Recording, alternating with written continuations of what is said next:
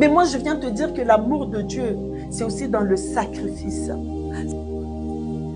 Un jour, je crois que c'était avec les enfants, on était en train de regarder une vidéo d'un homme, je ne sais pas si je vais dire un homme de Dieu, mais en tout cas d'un homme qui prêchait, qui disait que si Jésus-Christ ne rentre pas, ne revient pas, c'est parce que nos comptes en banque sont vides. Parce que le royaume de cieux, c'est pour des hommes riches.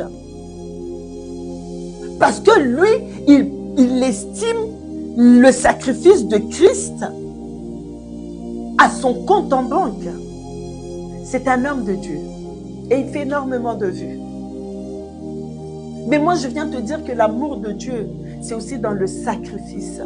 C'est quand les gens sont en train de faire des complots contre ta vie et que Dieu intervient pour toi.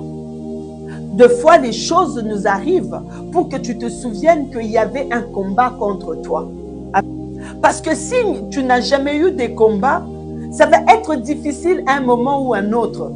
Quand tout allait bien dans le jardin d'Éden, elle ne s'intéressait pas à la parole de Dieu. Elle ne s'intéressait pas aux principes de Dieu. Elle se réveillait le matin, elle avait tout ce qu'il fallait.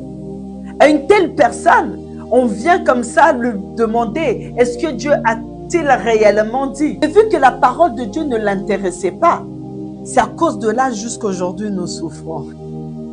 Parce que si tu n'as pas de combat, tu ne pourras pas arriver à un moment qu'on ne te mente pas. Tu ne pourras pas te mettre que ta vie chrétienne plus monter.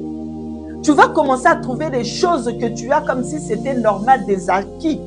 Or, ce ne sont pas des acquis. Il y a quelqu'un qui s'était chargé de cela. Amen. Il y a quelqu'un qui a accepté de laisser son trône, qui est venu rien que pour toi.